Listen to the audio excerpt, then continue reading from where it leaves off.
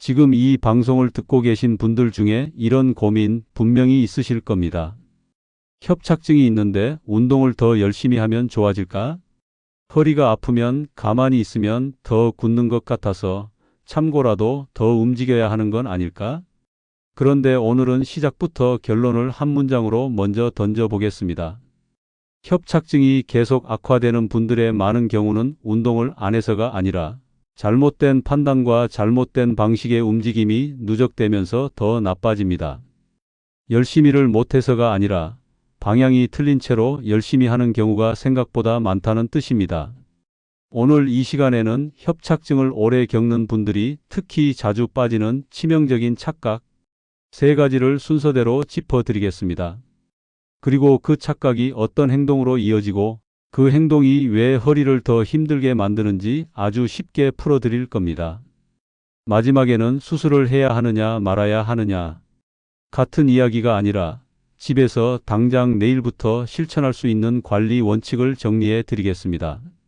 방송을 끝까지 듣고 나면 앞으로 협착증을 대하는 태도와 관리 방향이 훨씬 분명해질 겁니다.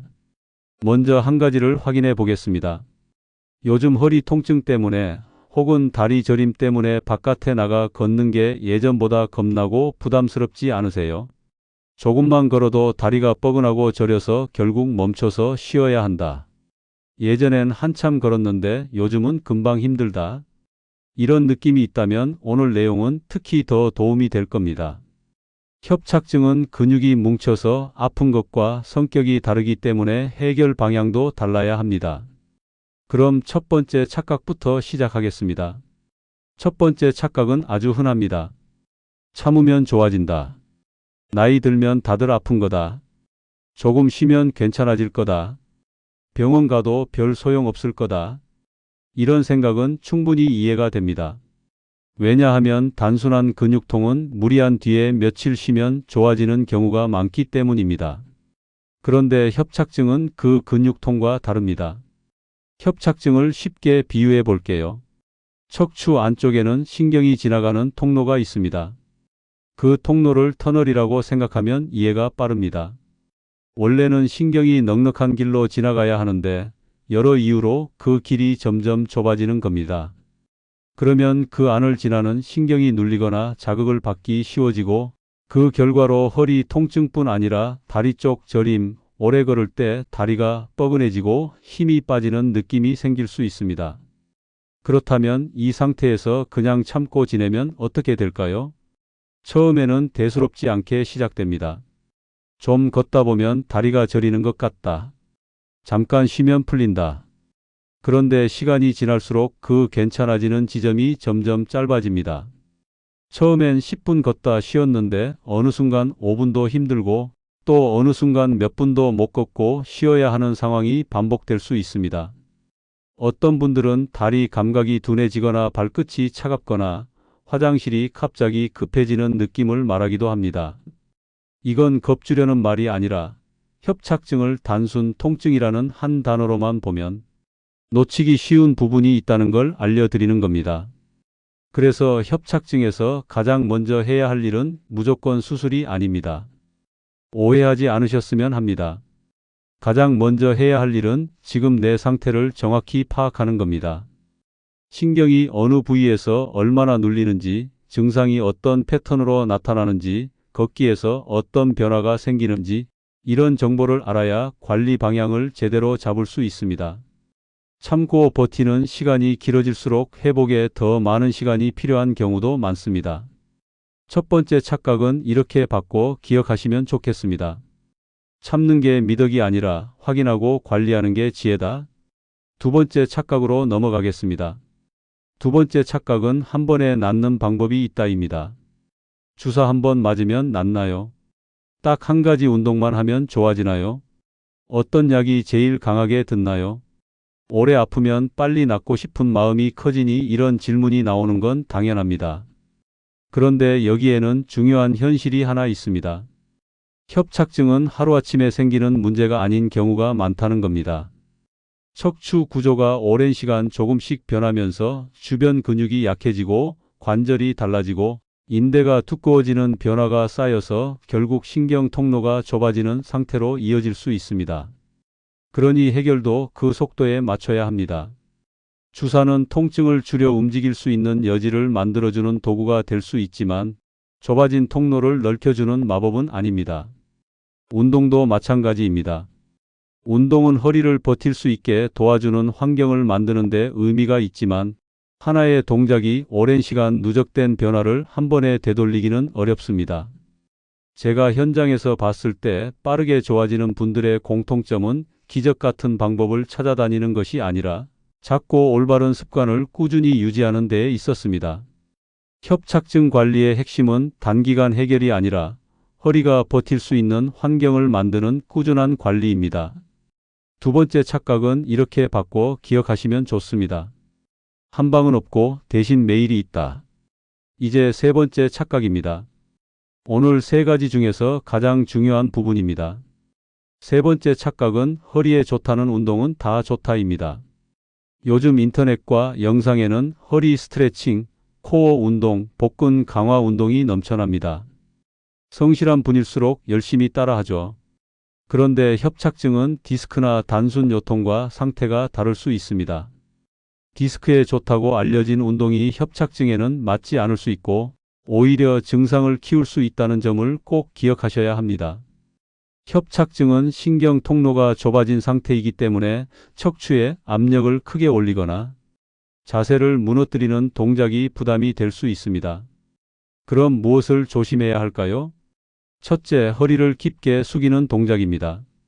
서서 발끝을 손으로 터치하려고 깊게 숙이는 스트레칭이나 상체를 확 들어 올리는 동작처럼 허리를 크게 굽히는 움직임은 허리에 압력이 커질 수 있습니다.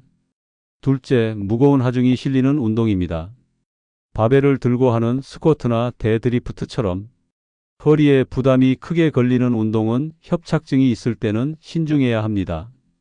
셋째, 허리를 굽힌 자세를 오래 유지하는 활동입니다. 자전거처럼 상체를 앞으로 숙인 자세가 길게 이어지면 부담이 쌓일 수 있습니다. 다만 자전거 자체가 무조건 나쁘다는 뜻은 아닙니다. 등받이가 있는 형태로 허리를 받쳐주거나 허리를 세운 자세를 유지할 수 있다면 괜찮을 수 있습니다. 핵심은 허리가 구부러진 상태가 오래 지속되는지 여부입니다. 그렇다면 운동을 아예 하지 말아야 하느냐? 절대 그렇지 않습니다. 협착증이 있어도 도움이 되는 운동은 분명히 있습니다. 핵심은 허리에 부담을 주지 않으면서 허리를 지지하는 힘을 키우는 방향입니다. 현실적으로 권하기 좋은 방법 중 하나가 수중 걷기입니다. 물속에서는 부력 덕분에 척추에 실리는 하중이 줄어들고 관절에도 무리가 덜 갈 수 있습니다. 수영장이 부담스럽다면 물이 허리 높이쯤 차는 곳에서 천천히 걷는 것만으로도 도움이 될 수 있습니다. 집에서 쉽게 할 수 있는 동작으로는 누워서 무릎 당기기가 있습니다. 바닥에 편하게 누운 상태에서 무릎을 가슴 쪽으로 천천히 당기고 잠깐 유지하는 동작입니다. 협착증이 있는 분들 중에는 걷다가 다리가 저릴 때 이 자세를 취하면 편해진다고 말하는 분들이 꽤 있습니다. 양쪽을 동시에 당기거나 한쪽씩 번갈아 당기되 무리하지 않고 천천히 하는 게 중요합니다. 이제부터는 관리 원칙을 세 가지로 정리해 드리겠습니다. 첫 번째 원칙은 간헐적 걷기입니다. 협착증이 있는 분들은 조금만 걸어도 다리가 저리고 허리가 무거워져 멈춰 서야 합니다. 그래서 아예 걷기를 포기하는 분들도 있는데 협착증에서 걷기는 포기할 대상이 아니라 방법을 바꿀 대상입니다. 간헐적 걷기의 핵심은 통증이 오기 전에 먼저 멈추는 것입니다. 다리가 저리기 시작한 뒤에 멈추는 게 아니라 저릴 것 같은 느낌이 오기 전에 멈추고 잠깐 쉬는 겁니다. 쉬는 자세는 가능하면 앉거나 무언가에 기대어 허리를 살짝 앞으로 숙이는 자세를 활용해 보세요. 마트에서 카트를 밀 때 그 자세가 비교적 편하다고 느끼는 분들이 많은 이유가 여기에 있습니다. 처음에는 3분 걷고 1분 쉬기처럼 짧게 시작해도 됩니다. 중요한 건 무리해서 한 번에 늘리지 않는 것입니다. 두 번째 원칙은 허리를 직접 움직이는 운동보다 허리를 받쳐주는 힘을 키우는 것입니다. 허리 운동이라고 하면 허리를 비틀고 젖히고 구부리는 동작을 떠올리기 쉽지만 협착증이 있을 때는 안정화가 더 중요할 때가 많습니다. 가장 기본이 되는 방법이 복식 호흡입니다. 누운 자세에서 코로 숨을 들이마시며 배가 천천히 부풀게 하고 입으로 내쉬며 배가 천천히 들어가게 합니다. 겉보기에는 단순하지만 몸통 깊은 근육을 깨우는 데 도움이 될 수 있습니다. 여기에 더해 누워서 무릎을 세우고 편하게 유지하는 자세도 좋습니다. 허리 부담이 줄어드는 느낌을 받는 분들이 있고 여유가 되면 골반을 아주 조금 들어 올렸다가 내리는 가벼운 동작을 더할 수도 있습니다. 높게 들 필요는 없습니다.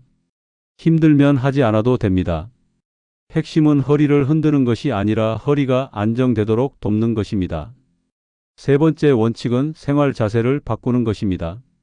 솔직히 말씀드리면 운동보다 더 강력한 게 생활 자세일 때가 많습니다.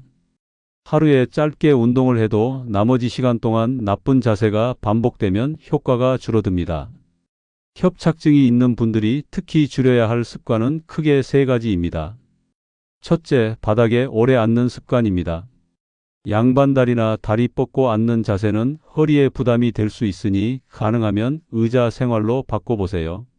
둘째, 장시간 앉아있는 습관입니다. 앉아있는 시간이 길어지면 척추 부담이 쌓일 수 있으니 30분마다 잠깐이라도 일어나 움직여주세요. 셋째, 무거운 물건을 들 때의 방식입니다. 허리를 숙인 채로 들기보다 무릎을 굽혀 쪼그려 앉고 물건을 몸 가까이 붙여 들어 올리는 게 안전합니다. 여기서 도구에 대한 이야기도 덧붙이겠습니다.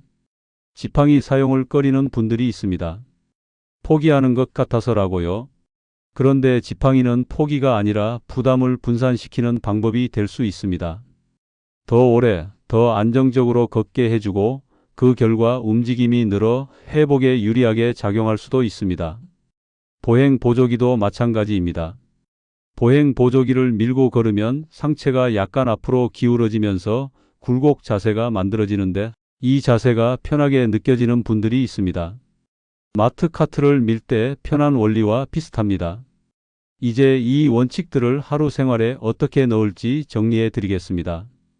아침에 일어날 때는 갑자기 벌떡 일어나지 마세요. 누운 상태에서 무릎을 세운 뒤 잠깐 호흡을 고르고 옆으로 몸을 돌린 뒤 팔로 바닥을 짚어 천천히 일어나세요. 식사는 가능하면 식탁 의자에 앉아서 하시고 바닥에 앉아 식사하는 습관이 있다면 그 습관부터 줄여보는 것이 시작이 될 수 있습니다. 낮 시간에는 30분마다 한 번 일어나는 습관을 권합니다. 알람을 맞춰두고 울리면 일어나서 잠깐 걷거나 몸을 풀어주세요.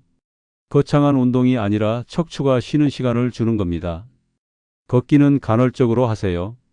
통증이 오기 전에 멈추고 쉬는 방식을 통해 걷는 시간을 조금씩 늘려가면 좋습니다. 저녁에는 허리를 따뜻하게 해주는 것도 도움이 될 수 있습니다. 따뜻한 물수건이나 핫팩으로 잠깐 허리를 데워보세요. 다만 열감이 심하거나 붓고 화끈거리는 느낌이 강할 때는 온열보다 냉찜질이 더 편한 경우도 있으니 상태에 맞게 선택하세요.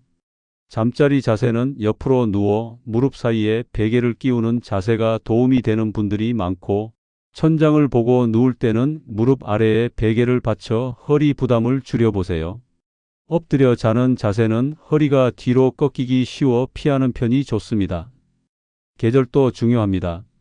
추운 날에는 허리 주변이 뻣뻣해져 통증이 심해질 수 있으니 외출 전 허리를 따뜻하게 감싸고 여름에도 냉방 바람이 허리에 직접 닿지 않도록 주의해 주세요. 자, 이제 오늘 내용을 마지막으로 한 번 더 간단히 묶어 드리겠습니다.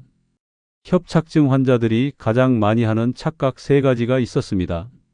첫째, 참으면 좋아진다.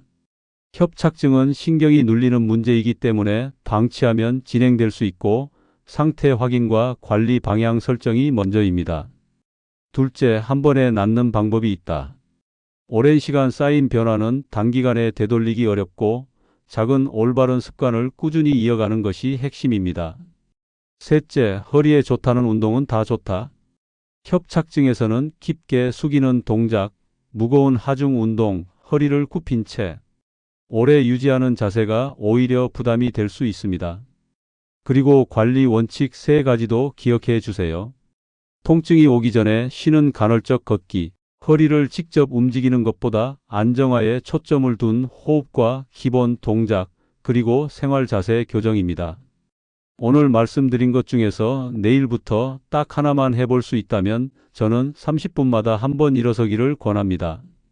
특별한 장비도 특별한 운동도 필요 없습니다. 알람 하나만 맞춰두고 울리면 잠깐 일어나 움직이세요. 이 작은 습관이 하루 종일 허리에 쌓이는 부담을 눈에 띄게 줄이는 데 도움이 될 수 있습니다. 마지막으로 질문을 하나 드리겠습니다. 오늘 3가지 착각 중에서 나도 해당된다고 느낀 게 있으셨나요? 혹은 내일부터 해볼 수 있겠다고 마음먹은 원칙이 있으셨나요? 너무 많이 바꾸려고 하지 마시고 하나만 고르세요. 하나만 선택해 일주일만 해보셔도 몸의 반응이 달라지는 분들이 있습니다. 다리 저림이 오는 타이밍이 달라지는지, 걷다 쉬는 패턴이 편해지는지, 아침에 일어날 때 허리 느낌이 조금이라도 부드러워지는지, 이런 작은 변화를 관찰해 보시면 좋겠습니다. 오늘 방송은 여기까지 하겠습니다. 끝까지 들어주셔서 감사합니다. 여러분의 하루가 허리 때문에 더 좁아지지 않도록 오늘 말씀드린 작은 원칙 하나라도 꼭 생활에 넣어 보시길 바랍니다. 다음 시간에도 시니어 여러분이 바로 실천할 수 있는 건강 정보로 다시 찾아뵙겠습니다. 건강한 하루 보내시고 오늘도 허리 무리하지 마시고 편안히 지내시길 바랍니다.